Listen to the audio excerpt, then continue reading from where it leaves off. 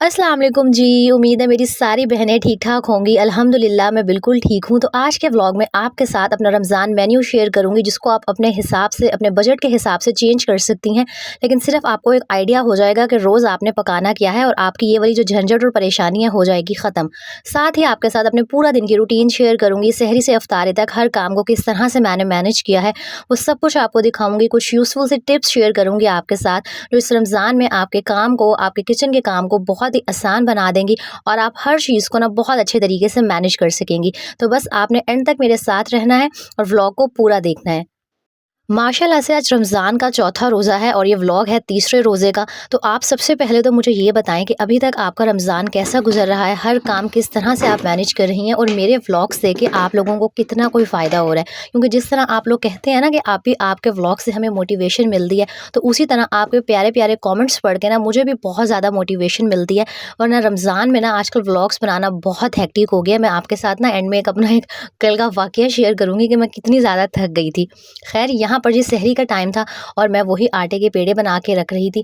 आप सब की तरह मेरे घर में भी वही सिंपल सी सहरी बनती है और मुझे लगता है मोस्टली हम सब मिडिल क्लास लोगों के घर में ना यही सहरी बनाई जाती होगी कि रोटियां बना ली या पराठे, साथ दही, चने या एक दिन का बचा हुआ सालन। तो कोई भी इस तरह की स्पेशल मैं तैयारी नहीं करती कि मैं स्पेशल कुछ तैयार करूँ। जो पड़ा होता है बस मैं उसी को बना लेती हूँ और खा लेती हूँ। वैसे भी इस टाइम पे ना नींद बहुत ज़्यादा आ रही होती है, तो सालन पड़ा हुआ था जो मैंने कल बनाया था, तो बस मैंने सोचा पराठे बनाती हूँ और सालन और साथ में चाय, क्योंकि चाय पिए बगैर तो भाई गुजारा होता ही नहीं है ना, सर में दर्द होना स्टार्ट हो जाता है। और वैसे अब मैंने ना चाय काफ़ी कम कर दिया है। और मज़े की बात, आजकल सर्दी भी हुई हुई है और फजर के टाइम तो स्पेशली काफ़ी ज़्यादा सर्दी लग रही होती है। आप लोग मुझे बताइएगा कि आपकी तरफ का मौसम कैसा है, और जो मेरी बहनें मुझे इंडिया से देख रही होती हैं ना, वो भी मुझे बताएं कि वहाँ पे किस तरह का मौसम है। यहाँ आप लोगों से एक टिप शेयर करती हूँ। अक्सर आटा ना बहुत ज़्यादा ठंडा होता है और रोटियाँ बनाना ना बड़ा मुश्किल हो रहा होता है, क्योंकि हार्ड हो गया होता है। तो आप सिंपल ये किया करें कि पेड़े बना के ना उसको 20 से 25 सेकंड के लिए माइक्रोवेव ओवन में रख दें, तो जो आपका आटा है ना वो काफ़ी सॉफ्ट हो जाएगा और रोटी बहुत ईज़िली बन जाएगी। अच्छा, आपने बहुत थोड़े से टाइम के लिए माइक्रोवेव को चलाना है, 15 या 20 सेकंड के लिए, इससे ज़्यादा नहीं, वरना आटा जो है वो ख़राब हो जाएगा। वैसे तो कोशिश किया करें कि आटे को पहले ही ना बाहर निकाल के रख दें, लेकिन अब हम जब सहरी में उठते हैं ना, तो उस टाइम आटा जब फ्रिज से निकलता है तो वो बहुत ही ज़्यादा सख्त और ठंडा हुआ हुआ होता है और फिर सही से ना ही उसकी रोटी बनती है, ना ही पराठे। तो आप ये वाला हैक लास्ट में ट्राई कीजिएगा कि थोड़ी देर के लिए ना, कुछ सेकंड्स के लिए पेड़ों को माइक्रोवेव कर लें और बहुत अच्छी सॉफ्ट और मज़े की ना रोटियां बन जाएंगी। और क्योंकि इतनी ज़्यादा आप सर्दी भी नहीं है ना कि आटा इंसान बाहर ही रहने दे, अगर बाहर पड़ा रहेगा ना तो हो सकता है कि ख़राब हो जाए। तो मैंने सोचा कि ये यूज़फुल सा हैक अपनी बहनों के साथ शेयर करती हूँ। और जो मेरी प्यारी प्यारी बहनें मुझसे ये पूछ रही होती हैं ना कि आपकी रमज़ान में आप अपनी नींद का क्या करती हैं, नींद तो पूरी होती ही नहीं है। तो सबसे पहले तो माह रमज़ान में कोशिश कर रहे हैं कि रात को ना हार्डली 9-10 बजे तक आप सो जाएँ। वैसे ये बहुत मुश्किल है, क्योंकि अक्सर बच्चे लेट सो रहे होते हैं, हस्बैंड ने घर आना होता है। तो यार मैं तो सिर्फ़ ये सोच लेती हूँ माइंड में कि सिर्फ़ एक रमज़ान का ही महीना है, अगर चलें इसमें नींद पूरी नहीं हो रही ना तो खैर है, बाकी पूरा साल तो हम नींद पूरी कर ही रहे होते हैं।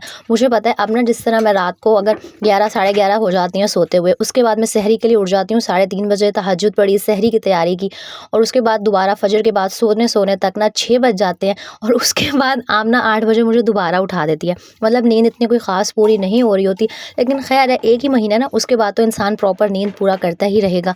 तो इसीलिए आपने परेशान नहीं होना, नींद पूरी नहीं हो रही तो कोई बात नहीं है, इतना बरकत महीना है, बस कोशिश करें कि ज़्यादा से ज़्यादा इबादत करें, कुरान पाक पढ़ें और इस महीने की ना बरकतों को समेटने की कोशिश करें। नींद तो हम पूरी करते ही रहेंगे।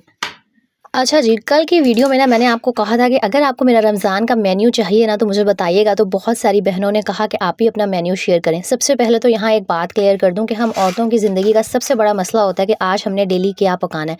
हमारा जो बहुत सारा टाइम है ना वो इसी चीज़ में वेस्ट हो रहा होता है। हम सोचते रहते हैं क्या पकाया जाए, क्या पकाया जाए।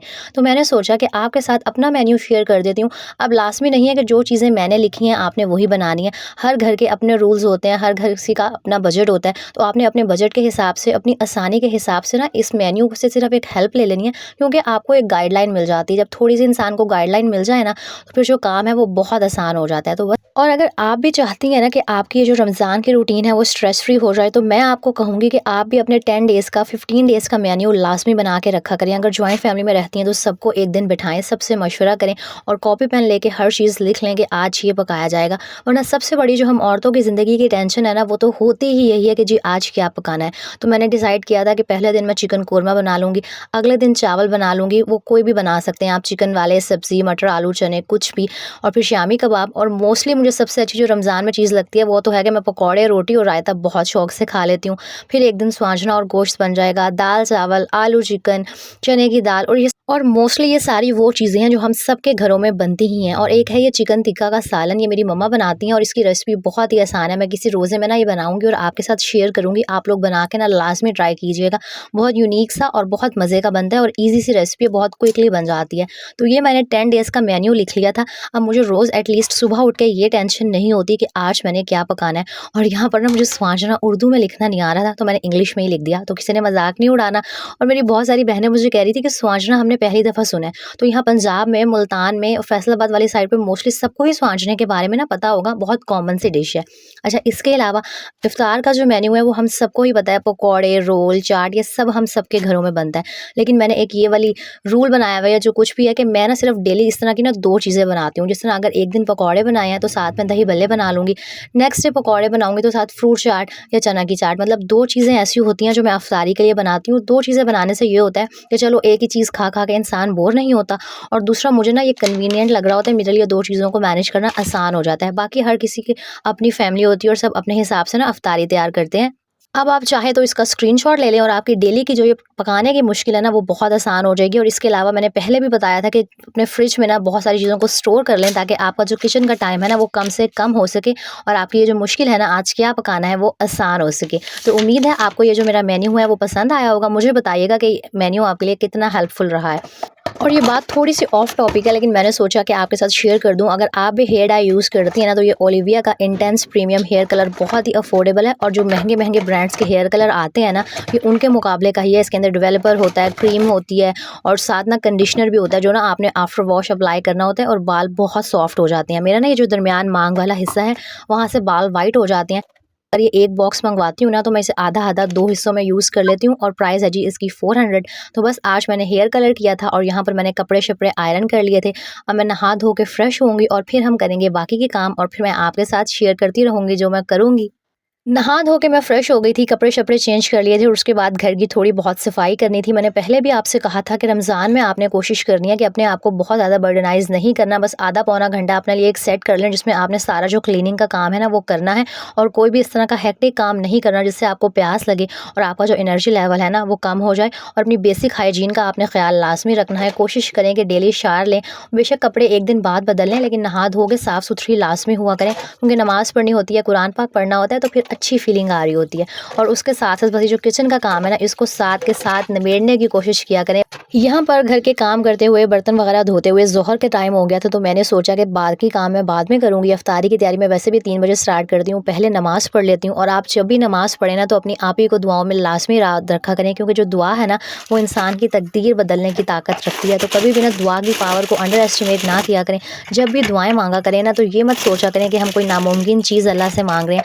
अल्लाह ताला तो सिर्फ कुन कहेंगे और वो काम ना हो जाएगा। तो रमज़ान में जो अपनी दुआएं मांगना है ना, उसका टाइम बढ़ा दिया करें, क्योंकि वैसे ही इस रमज़ान के टाइम में दुआएं बहुत ज़्यादा कबूल हो रही होती हैं, और हर जो काम है ना, हर जो इबादत है, उसका जो सवाब है वो भी बहुत ज़्यादा इंक्रीज़ हुआ होता है। मेरी एक बहुत प्यारी सब्सक्राइबर है सुमैया, वो इंडिया से मेरे व्लॉग्स देखती हैं। उनके बच्चे हैं नाज़ूरा और उनका बेटा है जैन। तो आप सबका बहुत शुक्रिया कि आप मेरे व्लॉग्स देखते हैं और आपको मेरे व्लॉग्स बहुत अच्छे लगते हैं। यहाँ पर जी 3 बजे के बाद ना मैं इफ्तारी की तैयारी स्टार्ट कर देती हूँ, और पहले मैं उन कामों से स्टार्ट करती हूँ जो मुझे ईजी लग रहे होते हैं। जैसे शरबत बनाना, अगर दही बल्ले बनाने हैं तो उसके लिए मैंने पहले ना बूंदियाँ जो थी उनको भिगो के रख दिया था, ताकि ये आधे 1 घंटे में ना अच्छे से सॉफ्ट हो जाएँ।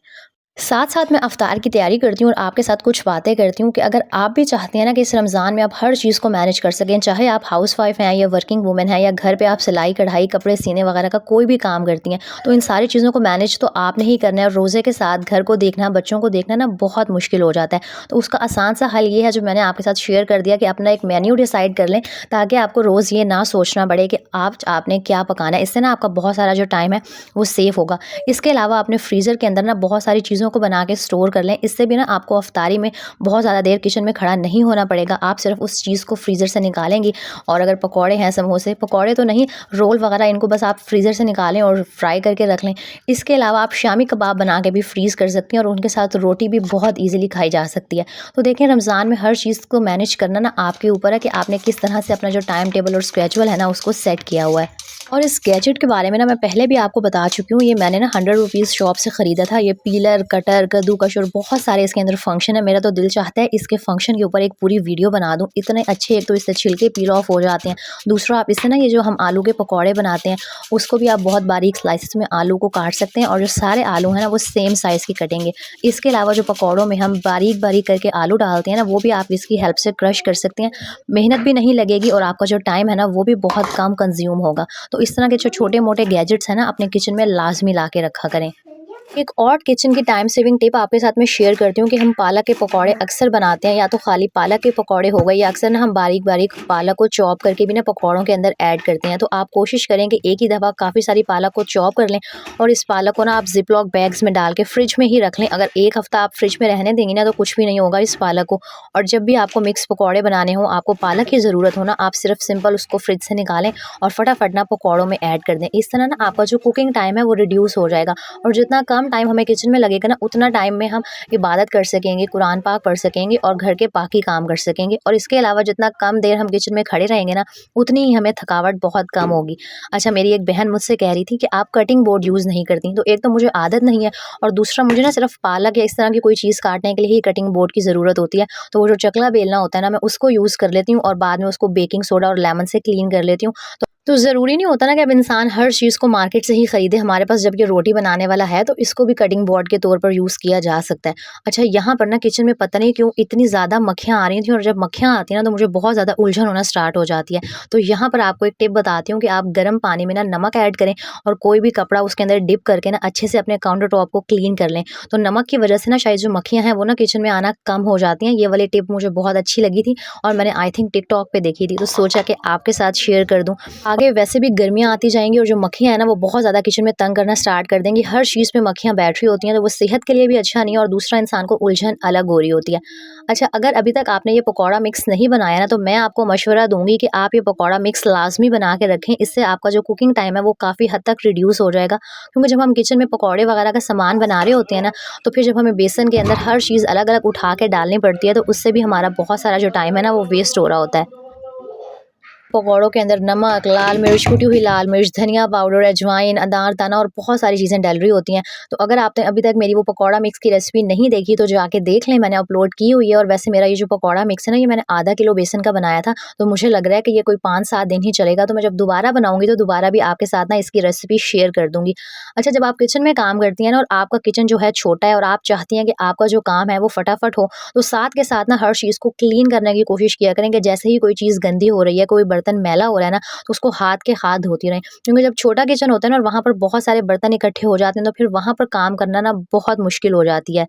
और वैसे ही रमज़ान बरकतों का महीना है, तो इस महीने में ना हमारे बर्तनों में भी बहुत ही ज़्यादा बरकत पड़ जाती है और फिर जब एक साथ हमें खड़े होकर इतने सारे बर्तन धोने पड़ते हैं ना, तो फिर कमर जो है ना वो दर्द करना स्टार्ट कर देती है। अच्छा, मैंने व्लॉग के स्टार्ट में आपको बताया था कि कल मैंने क्या किया, तो वो हुआ मेरे साथ ये कि मैं रात को काफ़ी ज़्यादा ना थक चुकी थी। ज़ाहिर है, पूरा दिन घर का काम करना होता है और चाहे इंसान जितनी मर्ज़ी प्लानिंग कर ले, जितनी मर्ज़ी ब्रेक्स ले ले, टाइम मैनेजमेंट कर ले, फिर भी एक इंसान है, रोबोट नहीं है ना, थक जाता है इंसान का माइंड। तो बस रात को मैं अपने लिए दूध गर्म कर रही थी और अल्लाह बेहतर जाने मेरे माइंड में क्या चल रहा था, मैंने दूध के अंदर चीनी की बजाय नमक डाल दिया।